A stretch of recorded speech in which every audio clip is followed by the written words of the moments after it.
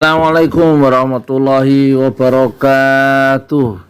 Ini alasan yang penting diperhatikan kenapa Amin Rais mengkritik keras Jokowi Luhut. Kenapa? Karena dua orang itu kunci masalah di Indonesia. Ini ditulis oleh suara.com yang nulis Bangun Santoso, juga Baskara Isdiansah, Selasa 5 April 2022 jam 7 pagi 28 WIB. Suara.com, ini gambar Amin Rais ya.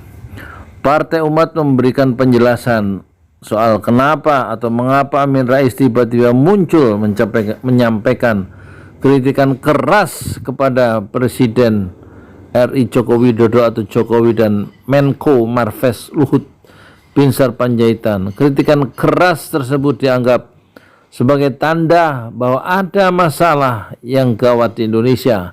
Juru bicara DPP Partai Umat Mustafa Nahrawardaya menilai bahwa kritikan keras dan tegas yang disampaikan Amin Rais tersebut merupakan hal yang kesekian kalinya.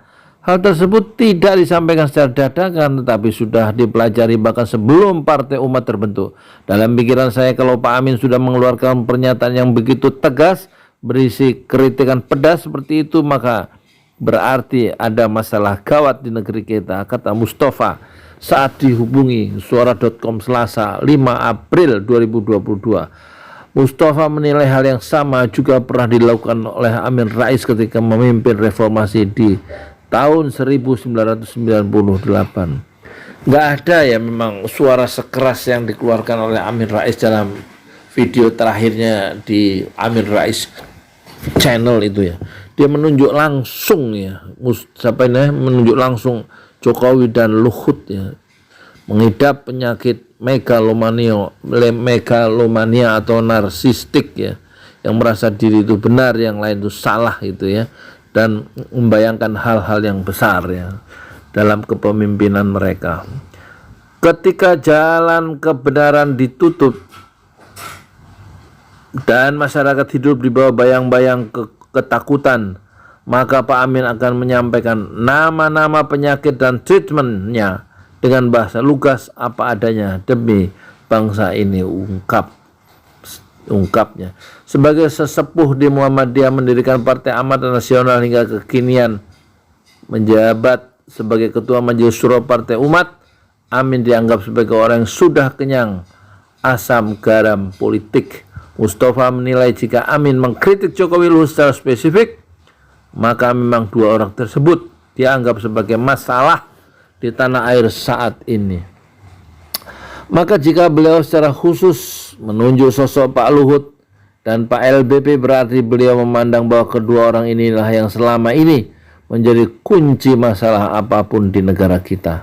Soal LBP tampaknya sudah jadi rahasia umum. Jadi memang harus ada orang-orang yang membuka ya realitas itu apa adanya, tanpa ada keberanian yang sangat tinggi seperti yang dipunyai oleh Amin Rais. Itu realitas itu tidak bisa terbuka secara sempurna ya, sehingga kita tidak bisa memahami dengan baik masalah negeri ini. Tapi menurut Amin Rais ada dua orang yang menjadi sumber masalah, yaitu Jokowi dan Luhut. Artinya hampir semua orang tahu bagaimana peran-peran LBP yang oleh beberapa kalangan disebut sebagai the real president. Tentu itu adalah sarkas di mana banyak tugas-tugas berat dan strategis ditangani LBP. Lebih lanjut, Mustafa mengatakan memang sejak 2014 selalu saja ditemukan masalah yang serius. Untuk itu kritikan pedas Amin Rais ke Jokowi Luhut dianggap hal wajar.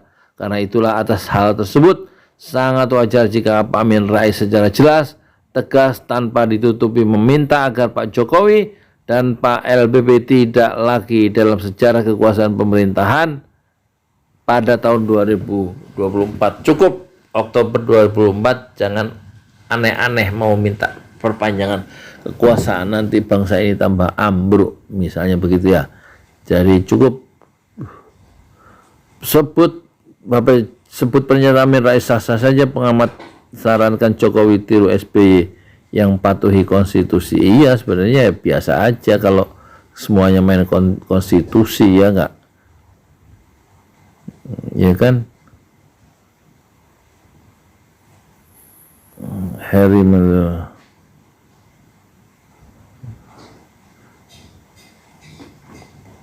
ya sudah ya, memang itulah gaya Amin Rais yang tegas tanpa tedeng aling-aling. Kalau bicara dia apa adanya. Amin Rais itu orang yang predictable ya, bisa diperkirakan maunya, itu bisa diprediksi. Jadi nggak ada hidden agenda di benak Amin Rais kecuali ingin Jokowi berhenti pada tahun 2024 bulan Oktober, sebagaimana konstitusi bahwa presiden itu hanya 5 tahun kali 2 periode dan tidak lebih. Jangan aneh-aneh. Itulah pesan dari Pak Amin Rais. Saya Yudi Pramuko, tukang dolar dari para YouTuber. Tertua di semesta fasbir sabran jamila. Bersabarlah dengan kesabaran yang indah. Assalamualaikum warahmatullahi wabarakatuh.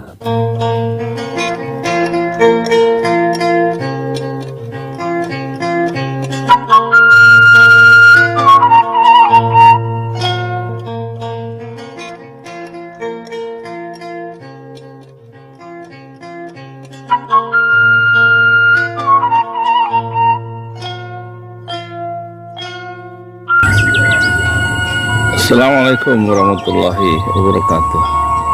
Inilah lokasi Masjid 6 Syuhada di atas tanah wakaf Haji Parama Atas, luas 120 meter, terletak di Kampung Kajur, RT 06 RT 04, Desa Pemagarsari, Kecamatan Parung, Bogor, Indonesia. Ini tiang pertama 4 meter dengan cakar ayam, ditanam 1 meter ke dalam tanah. Kemudian ini tiang yang kedua yang sudah dikerjakan. Ini tiang ketiga, keempat,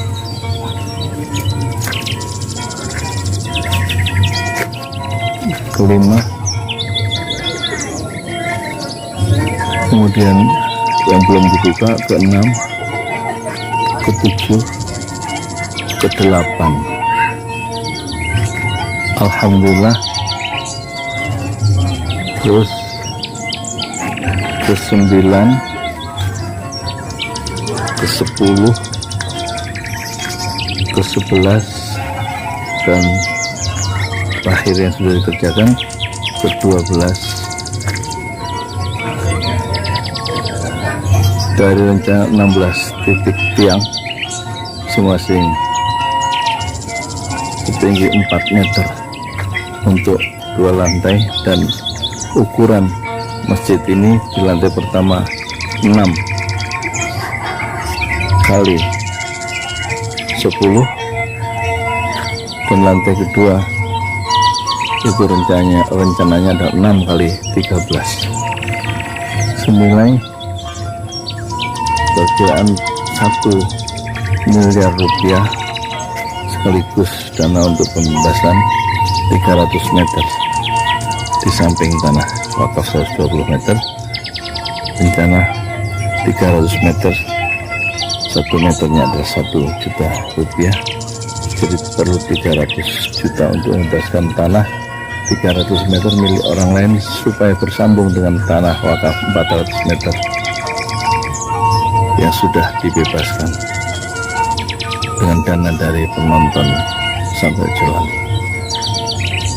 Moga-moga Allah memudahkan rencana-rencana yang baik, yaitu membangun Masjid 6 Syuhada Pesantren Tahfiz Al-Quran Al-Jalali yang sekarang mencapai hari ke 100 berapa ya, 118, dan terhenti Insya Allah nanti Allah mudahkan lagi. Rezeki dari Allah dan kemudahan dari Allah sehingga masjid ini bisa dilanjutkan. Semoga-moga nanti Allah mudahkan dan lanjutkan kembali pembangunan masjid Naf Syuhada 2 lantai senilai 1 miliar rupiah 2 lantai dengan izin Allah. Dan kita ingatkan hadis dari Rasulullah Sallallahu Alaihi Wasallam, siapa yang membangun masjid karena Allah, maka Allah akan membangunkan baginya sebuah rumah di surga. Man bana masjidan lillah banallahu lahu fil jannah mithlah. Hadis riwayat Muslim. Siapa yang membangun masjid karena Allah, man bana masjidan lillah banallahu lahu fil jannah, maka Allah akan membangunkan baginya sebuah rumah di surga. Sayyidi Pramuka, tukang donat dari para hijau, terjuah di semesta fasbil sabar jamilah. Bersabarlah dengan kesabaran yang indah. Assalamualaikum. Demi nambah cinta telah ku persembahkan hatiku hanya untukmu. Tak ku jaga kejujuran dalam setiap nafasku, karena demi cinta telah ku relakan kecewa.